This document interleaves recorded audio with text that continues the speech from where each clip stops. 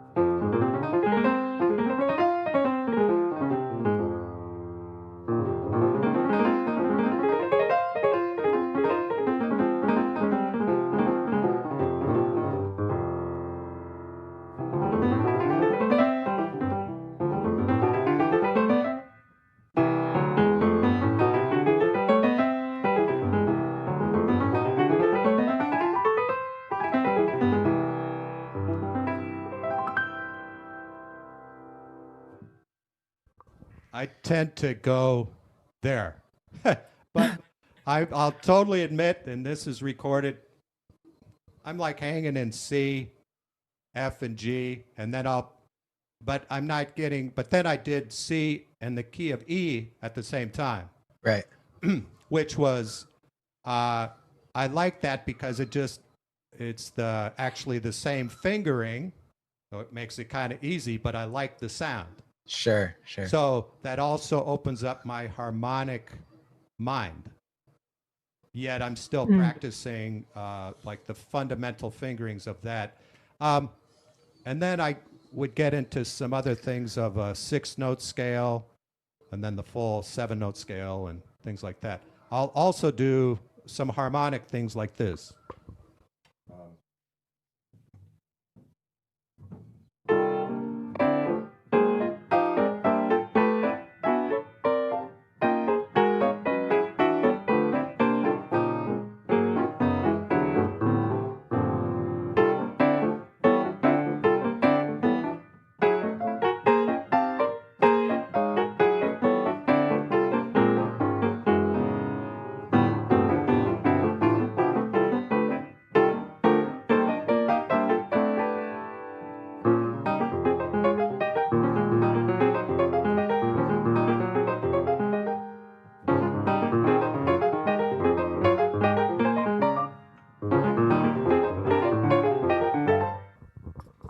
So with this, I started to get into something. I mean, this whole thing,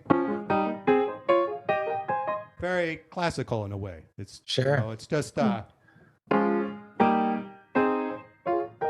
going in 6th.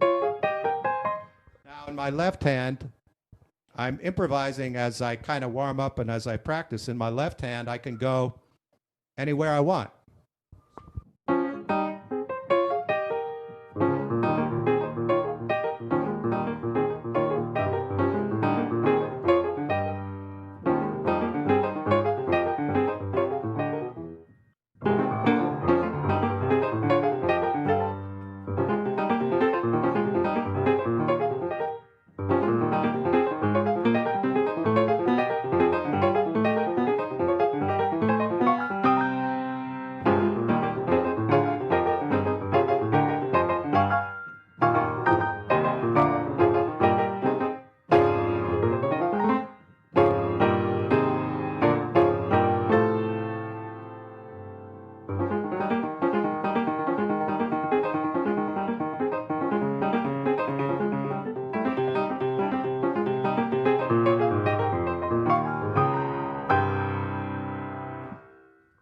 Those are things I just will start improvising like that, but I tend to go to the same spot in a way, same area, and then it warms me up, and the more I kind of stay with it, then I'll feel more comfortable to like kind of break out of that kind of key area, maybe move it up a half step, which is more difficult because maybe I'm not playing in that area so often. But the same idea, maybe same rhythmic idea. It kind of gets, I start to feel more warm in my arms and in my hands. And you know what it's like when you're a little bit cold, it doesn't flow Sure. as much, but that helps me. If Eukemia, if that's helpful to your... Very much. And you know what? I am going to tell my students today that how important learning to play scales and chords. I am going to do it today. Yeah, great. Because this maestro Jim Ridl told me so. So That's right. thank you so much. It's a really such a great improv that you showed us. So it's wonderful. Thank you. Well, you're welcome. And also, it wasn't particularly like linear, like say a wonderful saxophone line, you know, like you associate with jazz is to me from the horn players, trumpet, you know, saxophone, trombone. This is, you know, idiomatic in a way to our instrument of piano, where you know, we have the orchestra, and so we can play orchestrally like this. You can dig in on some chords. I in some ways, I don't know. I'd have to analyze it. What was I playing? Well, I'm not so sure. But another idea of improvising, but warming up. So my right hand stayed with these kind of three inversions of a major triad. Ba-da, ba-da, ba-da. So this thing, my right hand's kind of static, but then it gives my left hand room to go some different places. And it's 12 tone. I don't care. I can go wherever I want, but then I could reverse it, keep the left hand more static, kind of an ostinato kind of thing, and then open up with my right hand. So it's kind of free that way, but I'm still accomplishing the thing of opening up my harmonic mind. I'm warming up a bit, and I'm getting into some technical stuff that maybe it will lead me to some new things, you know, that I haven't played before, which is important as an improvising artist, you know. So, Jim, will you take me as a student? I mean, you know, during the pandemic, I've tried, you know, this online teaching thing, and it was on demand. I was trying to learn how to improv better with jazz. He was a jazz pianist, but it didn't go well because it's on demand. It's not live, and also you're an amazing teacher as well. You know, so thank you. I want to learn from you. Sure. I mean, I think I would also say that, I mean, as you guys are performers, and teachers, and so, you know, there's we're giving access to our students to you know, help them along, you know, but I think in some ways maybe like with what I just showed, it's a little more unconventional way of improvising, but I think it's all about just being loose. Like I'm not a classical musician, but some of this was classical technique, I would say. But you hear that in Rachmaninoff Piano Concerto from one of my favorite, the third or fourth or whatever it is, you know, and also like in Chopin and stuff like that, where I take it and I kind of go off for a while. So, you know, that can be incorporated into, you know, one's own teaching, one's own practice. So. Okay, I have exactly 2 more questions, but they're kind of big ones. I know we're running short on time. But Jim, you really inspired me with your demonstration. And my first question is, I feel like we've been talking about a lot of high-level stuff. Now, the 3 of us are all teachers of young children. And so what I'm wondering is, how do we demonstrate some of these concepts at that level?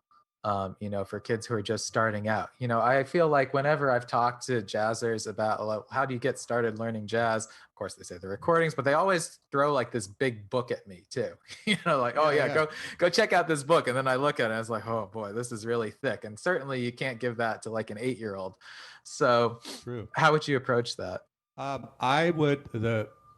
It's a great question, and I'll be upfront. I don't teach little kids. I mean, and I don't teach like way beginner adults. I mean, they kind of have to. That's just been my preference in my way, because I don't think that I would be. The fundamentals have to be addressed like really, really well, and I might be a little spotty with that. So anyway, fair enough. But this is what I can say with kids. If you do a call and answer. Deed up, deed up, deed up, deed up. You know, if you do singing, but if you go, sorry, I don't have perfect pitch.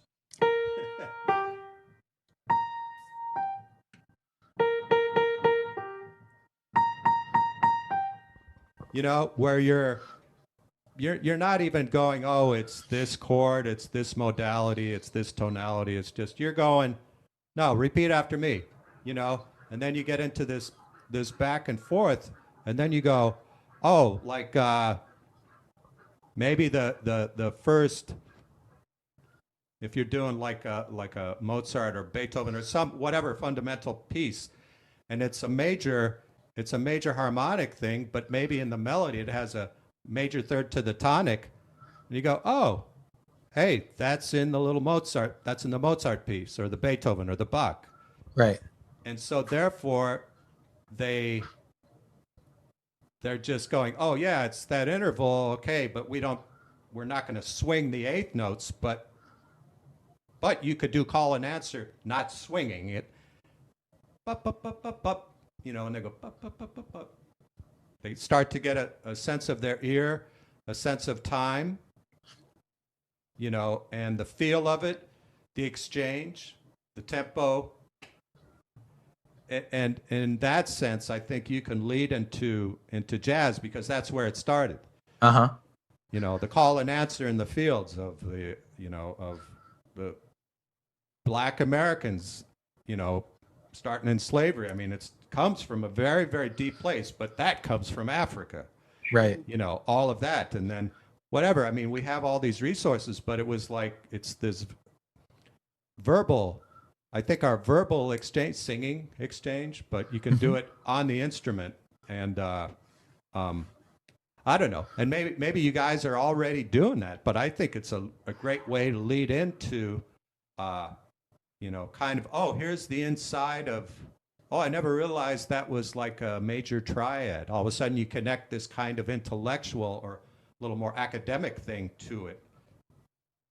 Because at some point they will need to know, like, what they're playing. And especially with jazz, because it just doesn't fall from the sky. That is not true about this music. Everybody works their tail off at it, just like they do in every style of music. And there's a lot of structure to it. But inside the structure, it's very free. Right. So everybody has to put their time in with theory, with technique, tons of listening, tons of imitating, But anyway. Yeah. Fantastic answer. Thank you so much. I'm definitely going to use that. I'm trying to incorporate more improv into my lessons lately, make that more of a focus. I think call and response is a great idea. And the blues scale would be great. Sure. Because it's all of a sudden they'll relate to it, because, well, why wouldn't they? There's no barrier that says they can or cannot, or that they can't. It's just a scale, but it's going to be this, oh, wow, okay. Yeah. So anyway. So sorry, guys, I know we're running a little long, but I have to ask this last question. So when you were warming up, at a certain point, I thought this sounds very much like a classical etude. He's just improvising his own etude right here. And then that got me thinking, okay, so how do you, how do I say it? It's like, so where does improv end and composition begin? Like, when do you call something a composition, and what's different about that? For me, but I would say for probably most composers, not all composers, I write at the piano. So my compositions come from improvising at the piano. And then if something starts to develop and I keep repeating this particular chord progression and or melody together, then I go, I want to develop this further. And I want it to be I want to complete it. So, and maybe I want to, especially it becomes a composition if I need to complete it for an ensemble. Okay. So yeah, I mean, you can compose, you can improvise a composition on the spot. Okay. Still really an improvisation. But I suppose if you write it down, if you, in some manner that you're going to convey this to other musicians, and you put it on a recording, well, I don't know. You put it on a recording, it's still an improvisation, like Keith Jarrett. Very famous improvisations that, in essence, were compositions. But yeah, that, to me, that's where it starts, is the improvisation gives you these ideas to... but like Bach, of course, was a most amazing improviser. But I read this, I believe I got it right, that after a while he wasn't even at the piano when he was composing. Right. He was just up in his desk wherever, and writing all these things down, and it's just like, that's like mind-blowing to think of that. But in that sense, maybe he was improvising in his head, like, no, I'll try this, but he's not playing any instrument. It's freaky, right? Yeah. I know I heard once that Shostakovich used to go to other people's concerts and compose while he was there. Wow. Which Yeah. is a whole other level, listening to one music, composing another. But what I'm getting from you is that basically improvisation is composition. It's just a matter of like, when do you say, okay, that's done. It's in some kind of concrete form now, which doesn't mean it can't still change. Yeah, I would clarify a little bit further, though. There are some, unbelievable improvisers, and I'll be specific in jazz, that maybe they very little composing, maybe not so much composing, but like always take incredible solos. Excuse me. And so yes, it's a compositional space, but I think it can be difficult for some great improvising musicians to all of a sudden go, oh, I need to write this down, because they have to have, of course, they have to have the way to write it down. They have to be very, very clear and go, okay, it can be 12 measures, but what if it's like a through composed thing?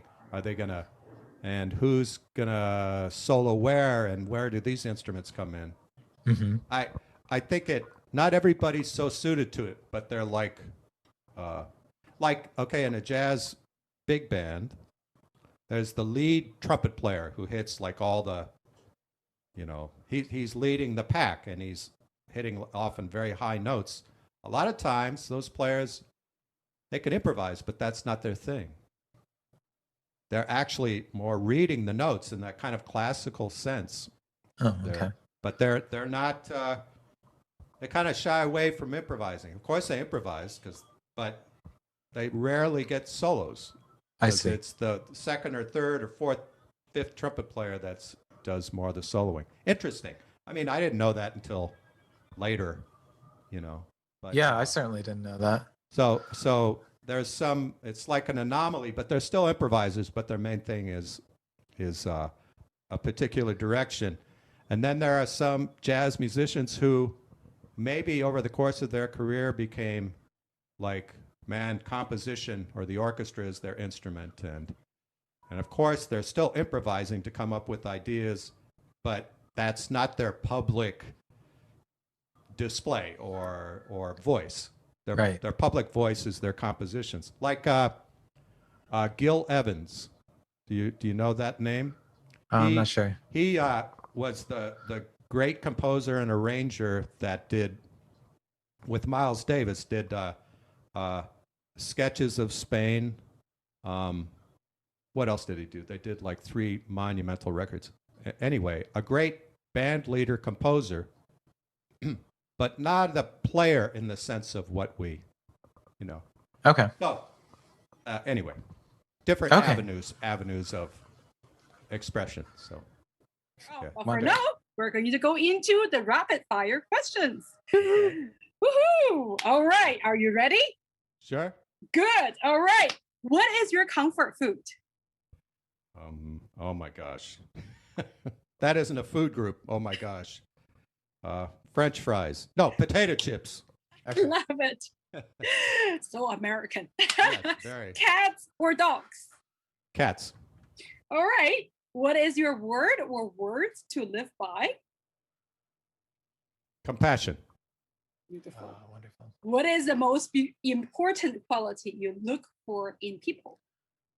Quality I look for in people? Yes. Kindness. That's beautiful. What is the worst quality in people you want to stay away from? Self-importance. Got it. Overly self-important. Yeah. All right, I'm going to next. So, Jim, Uh-oh. name 3 people who inspire you, living or dead. John Lewis, the great congressman. Top of my head, Ruth Bader Ginsburg, the Supreme Court justice.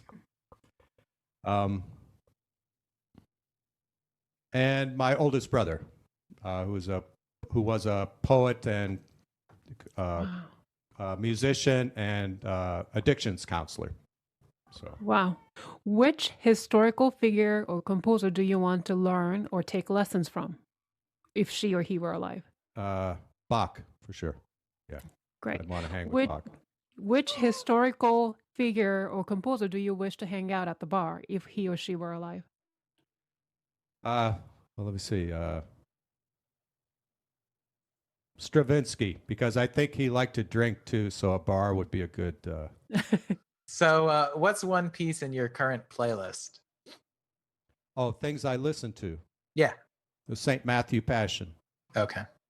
For Easter, and I did not listen to the whole thing. It's quite long, but I just love that music, and it's just always revealing more beauty and depth. But yeah, that's the most current thing I was listening to. Of course, a piece you can come back to time and again. What about a book title you are currently reading? Man, what am I reading? I read a lot.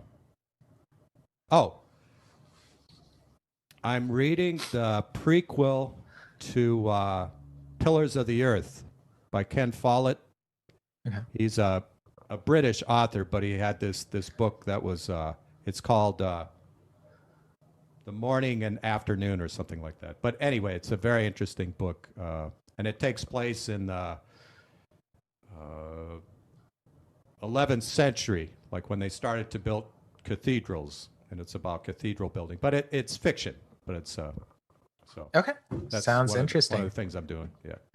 All right, our most popular question. If you only get one song or piece to listen to for the rest of your life or recording, what is it? And this is supposed to be rapid fire. I'm such a loser. No, you're in good company. I think we were worse than any of our guests when we did it. Or I was anyway. So it's like kind of the desert island. Yes, desert exactly. Island piece.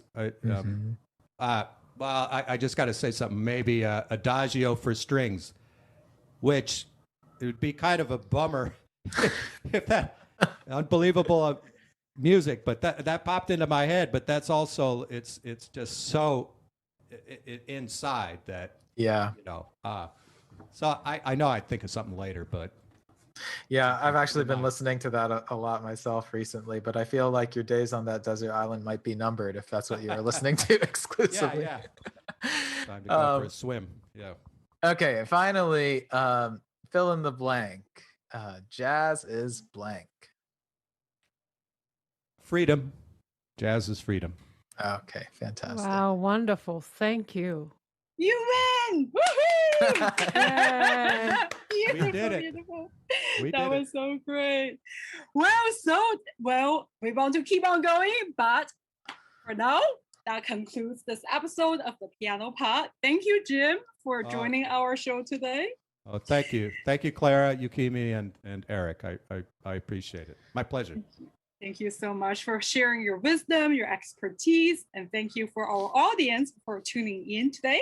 We want to remind the listeners and the viewers of this episode that Jim also continues to perform at the Soapbox Gallery during the pandemic, live stream, I assume, to actually worldwide. Monthly in Brooklyn. Please follow their Facebook page and follow Jim's personal Facebook page for all the concert updates. If you enjoyed today's episode, please rate and review on whatever podcasting platform you use. If you're watching from YouTube, please hit the thumbs up button and be sure to subscribe to our channel. You can also find us on Facebook, Twitter, Instagram, and LinkedIn. The links are in the description below. If you have feedback for us, you can always leave it in the comments, send us a DM, or email us at thepianopodnyc@gmail.com. Hope to see you for the future episode of the Piano Pod. Thank you very much, everyone. Bye, everyone. Bye, everybody. Thank you, Jim. Thank you, Jim. Thank you.